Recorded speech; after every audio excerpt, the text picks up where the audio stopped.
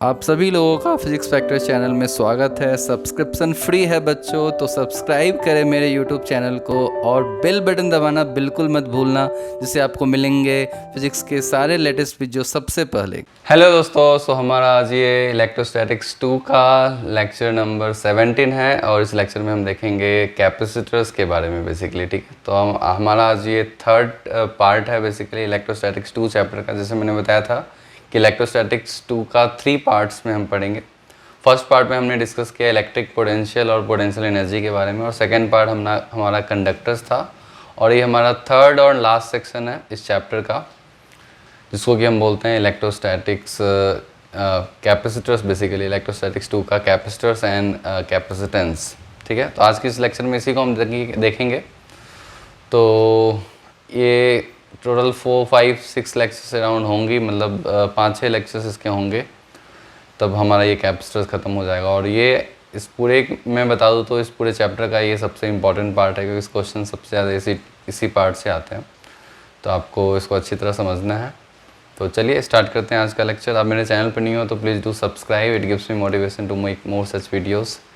और हमारा सिलेबस भी ख़त्म करना है मेरे को, तो मैं वीडियो ज़्यादा बनाऊँगा तो जल्दी सिलेबस ख़त्म होगा। October 2020 is my target to finish all the syllabus for JEE and NEET।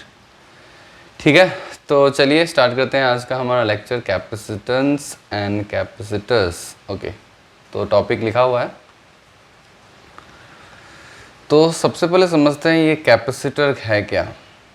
What is capacitor? सबसे पहले ये कैपेसिटर एक डिवाइस है, एक इलेक्ट्रिकल इंस्ट्रूमेंट है। जैसे रेसिस्टर होता है, आपने क्लास 10 में पढ़ा था कि रेसिस्टर कैसा होता है, ऐसा होता है रेसिस्टर, जिसको कि हम बोलते हैं रेसिस्टर। वैसे ही कैपेसिटर ही एक डिवाइस है, इसका सिंबल कुछ इस तरह से रिप्रेजेंट करते हैं, और ये हमारा, इसको हम बोलते हैं कैपेसिटर। ये भी हमारा जैसे वो रेसिस्टर हुआ, ये ऐसे ही कैपेसिटर एक डिवाइस है। It's a material electrical instrument आप बोल सकते हो इसको। ठीक है, अब इसकी जो वैल्यू होती है उसको बोलते हैं कैपेसिटेंस, और या फिर बोल दो इसकी जो प्रॉपर्टी होती है उसको बोलते हैं कैपेसिटेंस। ऐसे ही रेसिस्टर की जो प्रॉपर्टी होती है उसको बोलते हैं रेसिस्टेंस। रेसिस्टेंस क्या है? चार्ज के फ्लो को अपोज करने वाला, मतलब वो क्वांटिटी, उसी को बोलते हैं रेसिस्टेंस बेसिकली। तो कैपेसिटेंस को ही हम समझेंगे कि क्या है ये कैपेसिटेंस। तो यदि कैपेसिटर की बात करें तो आपने कंडक्टर पढ़ा है, तो किसी भी दो कंडक्टर को यदि आप लेते हो, कोई भी दो कंडक्टर मैं यहाँ लेता हूँ और उसको आपस में नज़दीक में आप रख दो, ठीक है, तो set of two conductor is known as capacitor. Simple definition यही है कि किसी भी दो कंडक्टर को आप नज़दीक में रख दो तो इस दोनों सेट को हम बोलेंगे इट इज़ ए कैपेसिटर। ठीक है, अब ऐसा हमेशा मतलब आर्बिट्रेरी शेप का कंडक्टर हम नहीं लेते हैं। क्यों नहीं लेते हैं इसको भी हम समझेंगे। तो ये हमने कंडक्टर लिया, सेट ऑफ टू कंडक्टर, ठीक है। अब देखो इस कंडक्टर का है क्या काम और इस कैपेसिटर का काम क्या है, पहले काम को समझते हैं। तो इसका काम है बेसिकली एनर्जी को स्टोर करना। बेसिकली आप ऐसे बोल सकते हैं set of two conductors which can able to store energy. अब दो कंडक्टर है, एनर्जी कैसे स्टोर कर सकती है? यदि इस कंडक्टर को आप कर दोगे कनेक्ट किसी बैटरी से। जैसे इस कंडक्टर को आप बैटरी से कनेक्ट कर दोगे तो क्या होगा? चार्ज, इस पर पॉजिटिव चार्ज डिपॉजिट हो जाएगी क्योंकि ये पॉजिटिव टर्मिनल से कनेक्टेड है, और इस पर निगेटिव चार्ज डिपॉजिट हो जाएगी बेसिकली। और उन दोनों के बीच क्या होगा? उनके बीच एक इलेक्ट्रिक फील्ड डेवलप हो जाएगा। ठीक है, पॉजिटिव मैंने ऐसे दिखाया है, मगर आप इसको ऐसे समझ लो, दो कंडक्टर ऐसे हमने रखा आर्बिट्री शेप का। तो electric field lines positive plate से निगेटिव प्लेट तक एंड होगी, और आपको कुछ इलेक्ट्रिक फील्ड रीजन कुछ दिख जाएगा। ठीक है, अब जनरली जो हम यूज़ करते हैं कंडक्टर, दो कंडक्टर, वो पैरेलल प्लेट्स होते हैं। ठीक है, पैरेलल प्लेट्स होते हैं या फिर सिलिंड्रिकल प्लेट्स होते हैं, स्फेरिकल प्लेट्स होते हैं। वो उस तरह का शेप हम क्यों यूज़ करते हैं इसको भी समझ लेते हैं। ठीक, तो अब जो इलेक्ट्रिक फील्ड ये रीजन इसके अंदर आ गया, वो electric field region is basically energy हो गया। तो एनर्जी बेसिकली उस रीजन में कन्फाइन हो गया। तो हम कैपेसिटर को कैसे डिफाइन करेंगे? It is a device or set of conductors to store electrical energy. Okay, तो आप डेफिनेशन लिख लो। सो डिवाइस, कैपेसिटर क्या है? और डिवाइस टू स्टोर, और डिवाइस के ब्रैकेट में मैं लिख देता हूँ a device set of two conductors, a device which can store electrical energy. अब इलेक्ट्रिकल एनर्जी किस तरह स्टोर करता है? In form of electric field, in form of electric field is called capacitor. ठीक है, डेफिनेशन क्लियर है, उसको हम कैपेसिटर बोलते हैं। अब डे टू डे लाइफ में आपने बहुत सारे एग्जांपल्स देखा होगा, जैसे वैसे यूज़ क्यों करते हैं कैपेसिटर को, तो डे टू डे लाइफ के एग्जांपल से समझते हैं। आपने कैमरा में फ्लैश देखा होगा, तो जब आप क्लिक करते हो बहुत सारे पुराने कैमरा में, मतलब पुराने कैमरा की मैं बात करूँ, जब आप फ्लैश यूज़ करते तो उस तरह का मतलब बड़ा सा लाइट देता था, ज़्यादा सा लाइट, ठीक है। तो जब आपको बेसिकली वो एनर्जी स्टोर करता था, एक तरह से एक बार में ज़्यादा एनर्जी आपको दे दे, बर्स्ट ऑफ एनर्जी दे दे, तो एनर्जी को स्टोर कर देता था उस डिवाइस में, और एक साथ आपको ज़्यादा वोल्टेज की ज़रूरत है तो वो ज़्यादा वोल्टेज देता था। तो बेसिकली यही फंक्शन होता है, मेन फंक्शन, कि आपको कभी कभी ज़्यादा एनर्जी, आपके पास बैटरी तो 12 वोल्ट की है, तो लेकिन आपको ज़्यादा वोल्टेज चाहिए, आपको 50 वोल्ट चाहिए for a fraction of time, तो कैपेसिटर की मदद से आप वो 50 वोल्ट, इवन 12 वोल्ट की बैटरी की मदद से भी आप गेन कर सकते हो। तो बेसिकली जब भी आपको ज़्यादा एनर्जी की ज़रूरत होती है तो हम कैपेसिटर्स को यूज़ करते हैं, ठीक है। तो जैसे फ्लैश हो गया, एक साथ एक बार में ज़्यादा लाइट, उतना लाइट तो डायरेक्टली बैटरी से आप कोई भी लाइट जला दो उतना लाइट तो नहीं देता है, तो कैमरे में कैपेसिटर को यूज़ करते हैं। मतलब फ़ैन में भी रहता है कैपेसिटर, आपने फ़ैन में देखा होगा कि फ़ैन का मशीन, मतलब जो मोटर होता है, मोटर के ऊपर एक कैपेसिटर लगा होता है, ठीक है। तो कैपेसिटर का और आगे भी फंक्शन है, ठीक है। तो ये समझ में आ गया डेफिनेशन कैपेसिटर क्या है। अब चलिए डिफरेंट टाइप्स ऑफ कैपेसिटर्स देखते हैं। पहले गुड और बैड कैपेसिटर देखते हैं, what is good and what is bad capacitor. अब हमने सपोज कंडक्टर कुछ ऐसे शेप ले लिया, सपोज मैं कुछ शेप कंडक्टर बना दूँ कुछ ऐसा और ऐसा, और एक मैंने शेप बना दिया ऐसा। बस आपको बताना है, मैंने क्लासिफिकेशन तो स्वयं कर लिया है, बस आप ये रीज़न बता दो।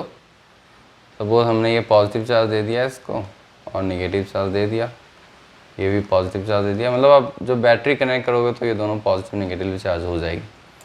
तो आपको ये बताना है कि हमने इसे गुड क्यों लिखा है। इसका ये एक जनरल शेप है, मतलब चंद्रमा के शेप का ऐसा कुछ, मतलब कॉनकेव शेप है, कॉनकेव शेप का है।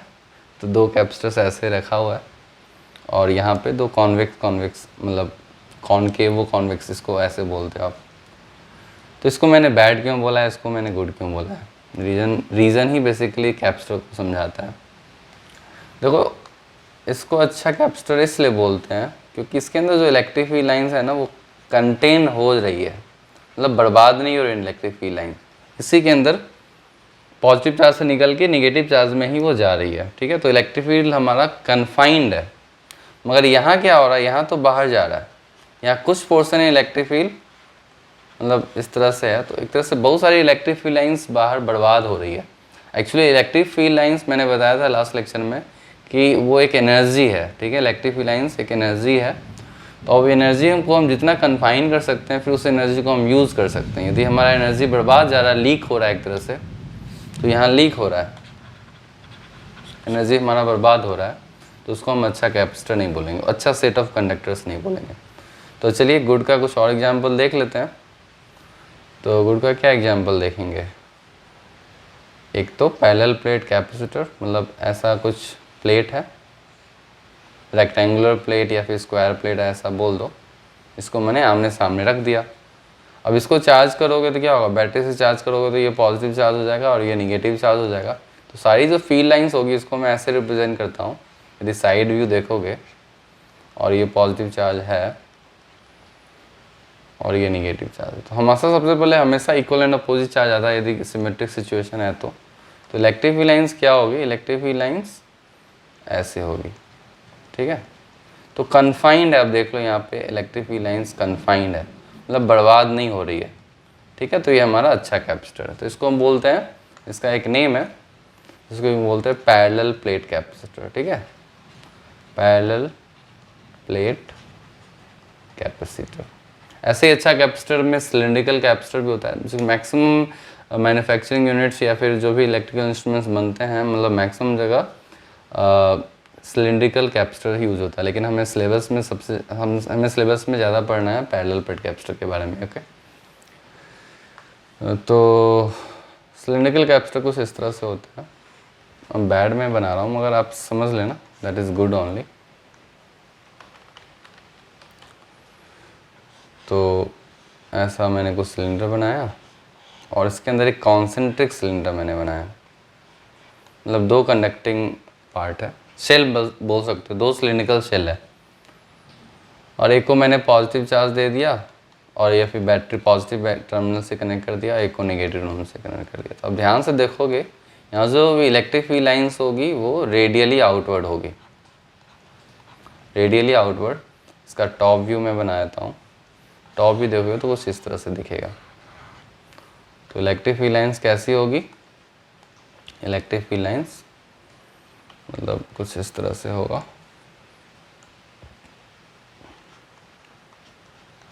आई होप आपको समझ में आ रहा हो।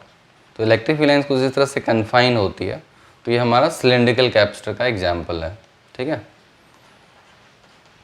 Cylindrical capacitor. ये क्लियर है, सिलिंड्रिकल कैपेसिटर। अब देख लो, electric field lines positive plate से नेगेटिव प्लेट जा रही है, आउटर भी पॉजिटिव हो सकता है, इनर भी नेगेटिव हो सकता है, तो उससे कोई फर्क नहीं पड़ता है, ठीक है। एक और एग्जाम्पल होता है जिसको कि हम बोलते हैं स्फेरिकल कैपेसिटर। सो 2 स्फेरिकल सेल मैंने बना दिया, एक यहाँ और एक अंदर, और इसको पॉजिटिव चार्ज दे दिया और इसको नेगेटिव चार्ज दे दिया। तो क्या होगा, इलेक्ट्रिक फील्ड लाइन्स कॉन्फाइन ही तो होगी। तो कहीं कहीं स्फेरिकल कैपेसिटर भी, depending on the uses, spherical capacitor भी यूज़ होता है, ठीक है। तो ये था बेसिकली, हमने बात किया टाइप्स ऑफ कैपेसिटर, अच्छे और ख़राब, ठीक है। ख़राब तो पढ़ना नहीं है, तो अच्छे में आपका 3 टाइप्स आया, एक पैरेलल प्लेट कैपेसिटर, एक सिलिंड्रिकल कैपेसिटर और एक इसको बोलते हैं स्फेरिकल कैपेसिटर, ठीक है, स्फेरिकल कैपेसिटर, ठीक है। ये क्लियर है, ठीक। तो हमने कैपेसिटर समझ लिया कि कैपेसिटर होता क्या है। It is a set of 2 conductor which can store electrical energy in form of electric field, ठीक है।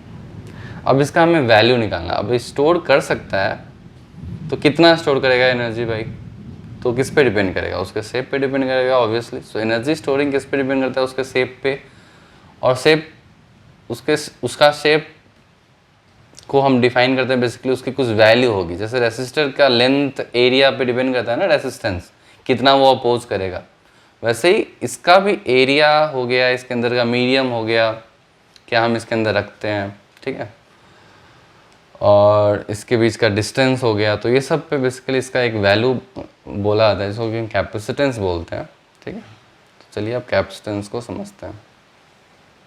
व्हाट इज कैपेसिटेंस,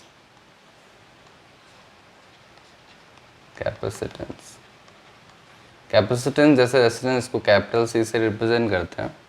अब जो हमने जो प्लेट लिया था उसको किसी बैटरी से आप कनेक्ट करोगे, इस प्लेट की आप एज्यूम कर लो, हम अभी पैरेलल प्लेट ही कैपेसिटर लेते हैं, ठीक है। जनरली हम ऐसे ही रिप्रेजेंट करेंगे हमेशा, अभी मैं ऐसे ही थोड़ा दिखाने के लिए बता रहा हूँ।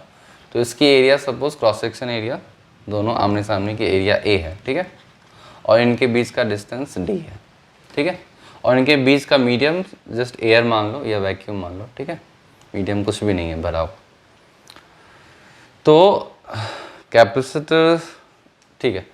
अब इसको हम यदि किसी बैटरी से कनेक्ट करते हैं, ठीक है, किसी बैटरी से मैंने कनेक्ट किया, तो क्या आएगा, इस पर एक चार्ज डिपॉजिट होगा। तो इसको डिफाइन किया गया है और ऐसा पाया गया है कि जो चार्ज डिपॉजिट होता है वो किसके प्रोपोर्शन होता है, वो वोल्टेज अप्लाइड के प्रोपोर्शन होता है। जितना ज़्यादा आप वोल्टेज अप्लाई करोगे उतना ज़्यादा चार्ज होगा, ठीक है। अब इस प्रोपोर्शनलिटी को हटाओगे तो Q इक्वल्स टू एक कांस्टेंट आता है, जिसी को हम बोलते हैं कैपेसिटेंस। तो ये तो ऐसे ही जनरल समझाने के लिए डेफिनेशन है, मगर एक्चुअल आप इसको बोल सकते हो क्यू बाई वी। तो इसका फंडामेंटल जो फॉर्मूला आता है, अब इसका मतलब ये नहीं है कि कैपेसिटर चार्ज पे डिपेंडेंट है या फिर कैपेसिटर वोल्टेज पे। देखने में लग रहा है यहाँ पे कैपेसिटर वोल्टेज पे डिपेंडेंट है, चार्ज पे डिपेंडेंट है, ऐसा बिल्कुल नहीं, देखने में लग रहा है बस। इसको हम आगे देखेंगे कि कैपेसिटर तो प्रॉपर्टी ऑफ कंडक्टर है। कंडक्टर को क्या पता कि कितना बैटरी आप लगाने वाले हो, और कंडक्टर को क्या मालूम कि कितना चार्ज उस पर आएगा। तो ये इसमें मल्टीपल क्वेश्चंस, मतलब चॉइस क्वेश्चंस या फिर कुछ थ्योरी बेस्ड क्वेश्चन में ऐसा पूछा जाता है कि capacitance depends on voltage applied, incorrect. ठीक है, ये लेकिन ये आप देख लो फंडामेंटल डेफिनेशन से आता है क्यू बाई वी। फॉर्मूला दिखने का मतलब ये नहीं हुआ कि वो उस पर डिपेंडेंट है। अब फॉर्मूला में हम कुछ सब्स्टिट्यूट करके चीज़ों को कैंसिल करके हम एक सिंपलेस्ट फॉर्म में लिख सकते हैं, तो हम उसको समझेंगे अभी। ठीक है, तो C equals to Q by V. अब इसको समझते हैं, C equals to Q by V क्यों हुआ।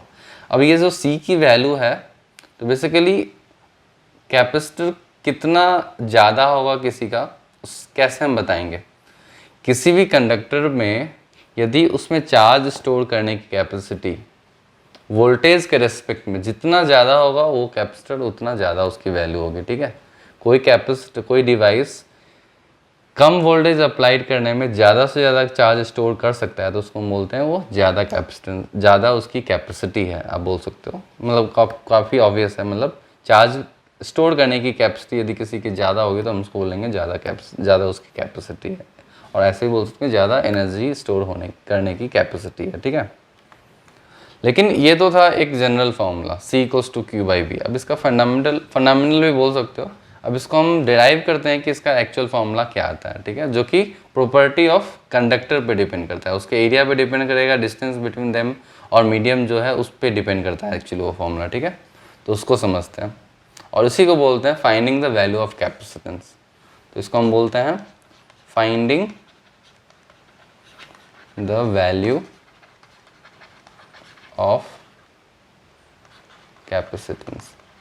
थोड़ा सा डेरिवेशन टाइप का है, तो आपको थोड़ा पैसेंस रखना पड़ेगा यहाँ पे। ठीक है, पैसेंस से आप आराम से वीडियो लेक्चर देखो, at the end of the lecture आपको सब कुछ समझ में आ जाएगा। ठीक है, तो finding the value of capacitance. ठीक है, तो कैपेसिटेंस वैल्यू फाइंड करने का स्टेप्स है। तो स्टेप 1 में लिखता हूँ। सबसे पहले क्या करना है, सपोज हमारे पास ये कंडक्टर है।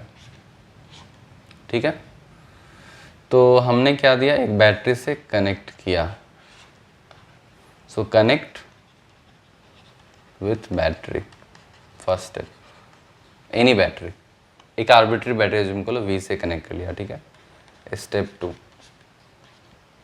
ठीक है, अब आपने बैटरी से कनेक्ट किया तो यहाँ पे चार्ज आ जाएगा Q। आप एज्यूम कर लो Q और माइनस Q चार्ज आ गया। ठीक है, तो स्टेप 2 है कि find the electric field between them. Find, ऐसा करता हूँ,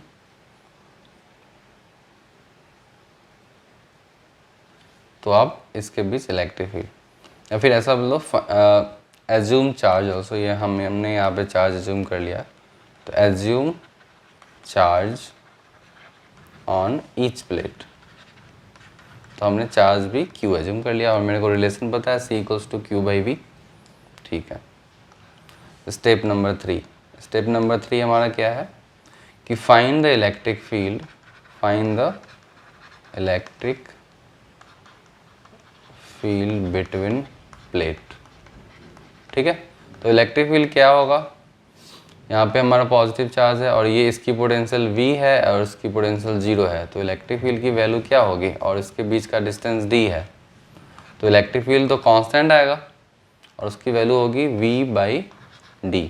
ठीक है, तो हमने इलेक्ट्रिक फील्ड कैलकुलेट कर लिया। ठीक है, ओके, स्टेप नंबर 4। अब हम फॉर्मूला यूज़ करेंगे, use C equals to Q by V. और Q की वैल्यू क्या होगी, Q की वैल्यू क्या होगी, Q को Q ही डालते हैं, या फिर हम इसको ऐसे बोल सकते हैं Q ही रहने देते हैं, और V की वैल्यू हम सब्स्टिट्यूट कर देंगे E इंटू डी। ठीक है, अब चलिए इलेक्ट्रिक फील्ड और भी दूसरे तरीके से भी इलेक्ट्रिक फील्ड लिखा जा सकता है। इलेक्ट्रिक फील्ड और क्या लिखा जा सकता है, सिग्मा बाई एप्सिलॉन, और सिग्मा की वैल्यू क्या होगी Q बाई ए एप्सिलॉन। तो हम इस इलेक्ट्रिक फील्ड को यहाँ पे अब सब्स्टिट्यूट कर देंगे। तो इलेक्ट्रिक फील्ड की दो फॉर्मूला था, यहाँ पे आप थर्ड स्टेप जो लिखे हो तो थर्ड स्टेप में आपको दो फॉर्मूला याद रखना है इलेक्ट्रिक फील्ड की। एक तो electric field sigma by epsilon लिख सकते हो, और इलेक्ट्रिक फील्ड की वैल्यू V बाई डी, इस फॉर्मूला से integration E dot D R equals to D V. इस फॉर्मूला की मदद से आप, इलेक्ट्रिक फील्ड हमारा कांस्टेंट होगा, पोटेंशियल कांस्टेंट है, ठीक है। तो हमारा इलेक्ट्रिक फील्ड का दो फॉर्मूला था। तो अब C equals to Q by V की वैल्यू डाल दो, तो ये Q डिवाइड बाई E की वैल्यू आप Q बाई ए एप्सिलॉन डाल सकते हो और इंटू डी। तो यहाँ देखो अब Q और Q कट गया, तो C की वैल्यू क्या आ गई, C की वैल्यू आ गई ए एप्सिलॉन बाई डी। अब किसी पे भी डिपेंडेंट नहीं है बेसिकली। जब हमने सिंप्लीफाई किया तो हमने पाया, और ये होना भी चाहिए, कि जो कैपेसिटेंस की जो वैल्यू है वो किस पे सिर्फ डिपेंड कर रही है, दोनों प्लेट के बीच का कितना डिस्टेंस है, प्लेट का एरिया कितना है, ऑब्वियसली उसके प्रॉपर्टी पे ही डिपेंड करेगा। जैसे हमने रेसिस्टेंस निकाला था तो रो एल बाई ए आता है, रेसिस्टेंस का फॉर्मूला ये आता है ना, R equals to rho L by A. किस पे ये डिपेंड करता है, लेंथ पे डिपेंड करता है, एरिया पे डिपेंड करता है, और रेसिस्टिविटी पे डिपेंड करता है। मतलब रेसिस्टिविटी इज द मीडियम, बोल सकते हो क्या मटेरियल है उसका, ठीक है। तो C equals to A epsilon by D, और एप्सिलॉन तो पता ही है आपको, permittivity of free space, permittivity of free space, ठीक, जिसकी वैल्यू 8.85 इंटू 10⁻12 होती है। और A is the cross section area, D is the distance between the plate, so D is the distance between plate. अब ये याद रखना बस कि हमें ये जो फॉर्मूला निकाला है वो पैरेलल प्लेट कैपेसिटर का है। So for parallel plate capacitor, for parallel plate capacitor, ठीक है। तो हमारे पास C का फॉर्मूला आ गया। अब C का दो फॉर्मूला है हमारे पास, एक तो Q बाई वी और एक ए एप्सिलॉन बाई डी। तो इस दोनों फॉर्मूला को आपको याद रखना है, ठीक है। सो कैपेसिटेंस C हो गया, और इसको कैसे हम डिफाइन कर सकते हैं, the property of medium by virtue which it can store charge और store energy in the form of electric field, आप ऐसे बोल सकते हो। So it is the property of set of two conductor, it is the property of set of two conductors which can store energy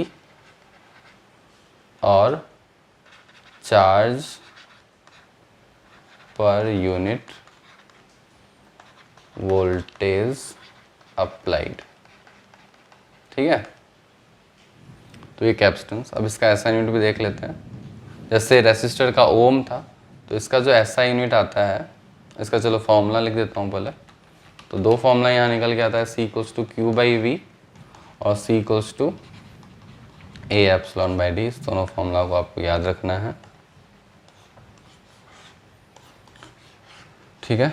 तो इसकी SI unit की बात करें तो इसका जो SI यूनिट होता है वो फैराडे होता है, FARAD। सो हम कैपिटल F से रिप्रेजेंट करते हैं।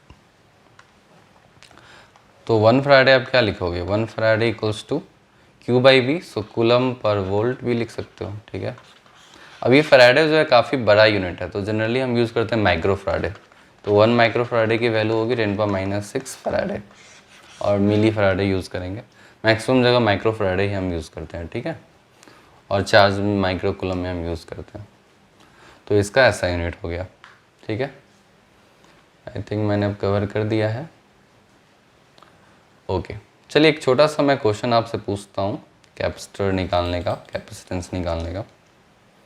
तो आप क्विकली सॉल्व कर दो इसको। Find the capacitance, find the capacitance.